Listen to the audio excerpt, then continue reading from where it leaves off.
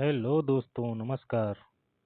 स्वागत है आपका हमारे चैनल यूपी एग्जाम क्रैकर्स में। रोजगार वित्त अंकित पर नवीन सर द्वारा कराई गई खाकी सीरीज में हिंदी क्लास की ये दूसरी सीरीज है, जिसमें संज्ञा सर्वनाम के बारे में सर ने पढ़ाया है। तो चलिए उसी का short revision PDF class note से करते हैं। तो शुरू करने से पहले अगर आप लोगों ने हमारे चैनल यूपी एग्जाम क्रैकर्स को सब्सक्राइब नहीं किया है तो चैनल को सब्सक्राइब करें, लाइक करें तथा शेयर करें और कमेंट्स में अपनी राय अवश्य दें। ये दूसरी क्लास है जो कि 9 जनवरी को करवाई गई थी। संज्ञा और सर्वनाम पहली क्लास वर्णमाला की हो चुकी है। अगर आप लोगों ने नहीं देखा है तो उसे जाकर देख सकते हैं। तो चलिए शुरू करते हैं। पहला क्वेश्चन है, राकेश, रमेश, सीता, श्याम हिंदुस्तान में कौन सी संज्ञा है? तो आंसर है व्यक्तिवाचक संज्ञा। व्यक्तिवाचक संज्ञा में किसी का नाम, तो व्यक्तिवाचक में किसी का नाम या दुनिया में अकेली ऐसी एक चीज होती है जो अपने आप में यूनिक होती है, व्यक्तिवाचक संज्ञा में आती है और ये हमेशा एक वचन होती है। प्राचीन हिंदी संज्ञा के भेद 5 होते हैं। आधुनिक हिंदी में संज्ञा के 3 भेद हैं। व्यक्तिवाचक में जैसे हैदराबाद हुआ, आगरा हुआ, या किसी का नाम हुआ, गंगा हुआ, यमुना हुआ, सरस्वती हुआ, ये सारी चीजें व्यक्तिवाचक संज्ञा में आती हैं। अगला क्वेश्चन है, इनमें से कौन सा शब्द व्यक्तिवाचक संज्ञा नहीं है? तो अभी आपको बताया व्यक्तिवाचक संज्ञा में कोई यूनिक चीज होती है जो दुनिया में सिर्फ अकेली होती है। तो हिमालय, गंगा, राम ये व्यक्तिवाचक संज्ञा है जो कि किसी न किसी वस्तु की या स्थान की या किसी का नाम है, जबकि पहाड़ जातिवाचक संज्ञा है, जिसके जैसे और हों या किसी जाति का बोध कराते हों, और ये हमेशा बहुवचन में होते हैं। तो पहाड़ एक जातिवाचक संज्ञा है। इसका उदाहरण है नदी, पेन, जानवर, पक्षी, महिला, ऐसे ही जो किसी जाति विशेष का बोध कराते हों, जातिवाचक संज्ञा होती हैं। अगला क्वेश्चन है, मनुष्य, देवता, देवियां और आदमी में कौन सी संज्ञा है? तो ऑप्शन डी इसमें जातिवाचक संज्ञा है। प्राकृतिक आपदा, भूकंप और ज्वालामुखी ये सब जातिवाचक संज्ञा में आते हैं। अगला क्वेश्चन है, इनमें से कौन सा शब्द जातिवाचक संज्ञा है? तो मनुष्य जातिवाचक संज्ञा है। परिवार समूहवाचक या समुदायवाचक संज्ञा है। मोहन और कृष्ण ये व्यक्तिवाचक संज्ञा है। अगला क्वेश्चन है, इनमें से जातिवाचक संज्ञा कौन सी है? तो लड़का जातिवाचक संज्ञा है। दुख भाववाचक संज्ञा है। जिसे प्लेट में नहीं परोसा जा सकता वो भाववाचक संज्ञा होती है। सेना समूहवाचक संज्ञा है। श्याम व्यक्तिवाचक संज्ञा है। अगला क्वेश्चन है, गांधी को राष्ट्रपिता कहा गया है। वाक्य में संज्ञा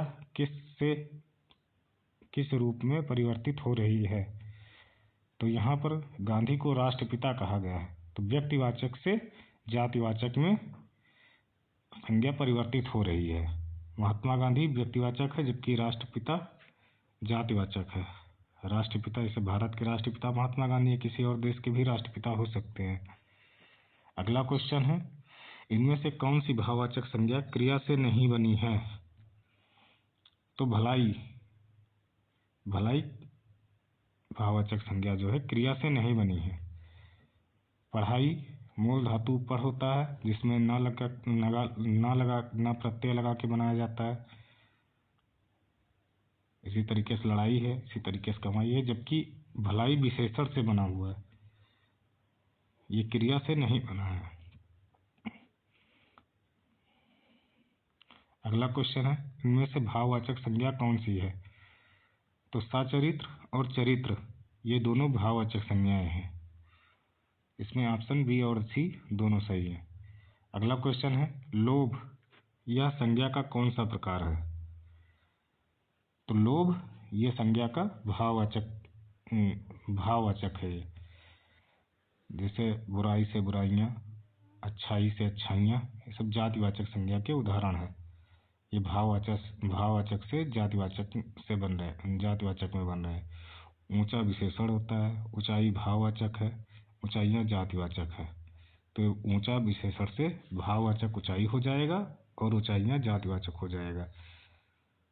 यदि भाववाचक संज्ञा बहुवचन हो जाए तो वह जातिवाचक संज्ञा में बदल जाती है। अगला क्वेश्चन है, परिवार संज्ञा का कौन सा प्रकार है? तो परिवार संज्ञा का जो है ऑप्शन सी सही है, समूहवाचक संज्ञा है। जैसे दल, गिरोह, संसद, पुलिस, आर्मी, गुच्छा, सेना, ये सब समूहवाचक संज्ञा में आते हैं। अगला क्वेश्चन है, इनमें से किस वाक्य में क्रियार्थक संज्ञा का प्रयोग हुआ है?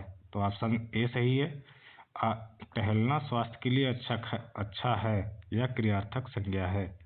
मैं खाकर सोऊंगा, यह पूर्वकालिक क्रिया है। मैं पढ़कर सोऊंगी, मैं उठकर, किसी एक काम खत्म करके तुरंत ही दूसरा काम स्टार्ट कर दिया जाता है, वो पूर्वकालिक क्रिया हो जाती है। से गुज्जरों ने लड़ाई लड़ी, यह सजातीय क्रिया है। बछेंद्री पाल ने बहुत चढ़ाइयाँ चढ़ी, घूमना काफी अच्छा होता है, यह भी क्रियार्थक संज्ञा है। अगला क्वेश्चन है, निम्नलिखित में से कौन सा द्रव्यवाचक संज्ञा नहीं है? तो घड़ी द्रव्यवाचक संज्ञा नहीं है, जबकि घड़ी जातिवाचक संज्ञा है। कि लोहा, सोना, चांदी, तेल, पानी, घी, दूध, ये सब द्रव्यवाचक संज्ञा है। जिसको गिना नहीं जा सकता है वो सब द्रव्यवाचक संज्ञा होती हैं। अगला क्वेश्चन है, भाववाचक संज्ञा की रचना निम्न में से किससे होती है? उपरोक्त सभी। भाववाचक संज्ञा की रचना क्रिया से होती है, जातिवाचक संज्ञा से होती है, विशेषण से होती है। से बूढ़ा विशेषण है, बूढ़ा से विशेषण बनेगा बुढ़ापा। बच्चा से जातिवाचक संज्ञा है बच्चा, इससे विशेषण बनेगा बचपन हो जाएगा। सजना क्रिया है, इससे विशेषण बनेगा सजावट हो जाएगा। निकट संज्ञा है, अव्यय है, इससे निकटता हो जाएगा। अपना से अपना सर्वनाम है, इससे विशेषण बनेगा अपनापन हो जाएगा। भाववाचक संज्ञा का निर्माण कितने प्रकार से होता है? 5 प्रकार से, मतलब विशेषण से, जातिवाचक संज्ञा से, क्रिया से, अव्यय से और सर्वनाम से। अगला क्वेश्चन है, निम्नलिखित में से कौन सा शब्द भाववाचक संज्ञा नहीं है? तो ऑप्शन सी सही है, आलसी। आलसी भाववाचक संज्ञा नहीं है, आलसी विशेषण है। बाकी जमाव, पहचान, सजावट, ये सब भाववाचक संज्ञाएं हैं। से नीले आसमान में सुंदर पक्षी उड़ रहे हैं, वाक्य में विशेषण शब्द छांटिए। तो विशेषण, इसमें नीला विशेषण है, आसमान विशेष है, यानी जिसकी विशेषता बताई जाए वो विशेष होता है और जो विशेषता बताता है वो विशेषण होता है। यहाँ पर पंछी विशेषण है और सुंदर विशेषण है। पंछी की विशेषता सुंदर है, मतलब सुंदर विशेषण है और पंछी विशेष है। उसी तरीके से आसमान विशेष से है, आसमान की विशेषता नीला है तो नीला विशेषण है और आसमान विशेष से है, तो आसमान और पंछी। अगला क्वेश्चन है, निम्नलिखित किस विकल्प में भाववाचक, समूहवाचक और जातिवाचक संज्ञा का शब्दक्रम सही है? ऑप्शन ए सही है, दासत्व, घौद, जुलाहा।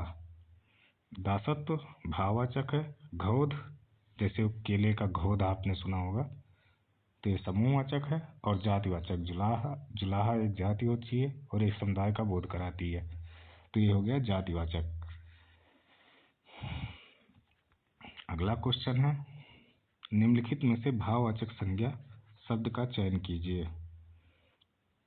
तो उपर्युक्त में से एक से अधिक, जिसमें कुशाग्रता एक भाववाचक संज्ञा है और प्रेम भाववाचक संज्ञा है, जबकि महात्मा बुद्ध व्यक्तिवाचक संज्ञा है।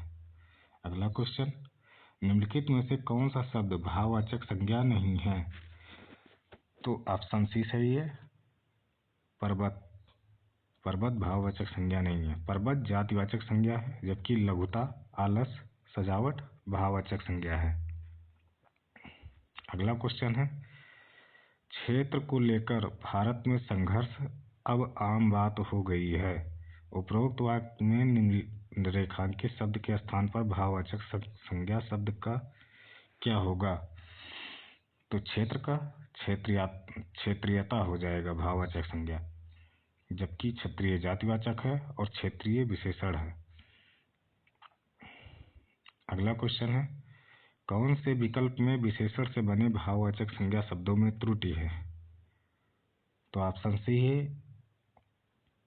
चतुरा, मीठा, दुर्बलता में विशेषण से बने भाववाचक संज्ञा में त्रुटि है। चतुर से चतुराई हो जाता है इसका विशेषण, मीठा से मिठास हो जाता है भाववाचक संज्ञा, दुर्बल से दुर्बलता हो जाता है, जबकि मिठाई जातिवाचक है और मीठा विशेषण है। अगला क्वेश्चन है, सर्वनाम का भेद इनमें से कौन सा नहीं है?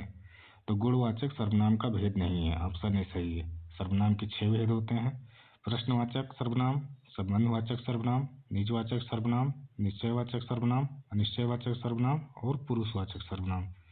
अगला क्वेश्चन है, हिंदी में कुल कितने सर्वनाम हैं? तो अभी आपको बताया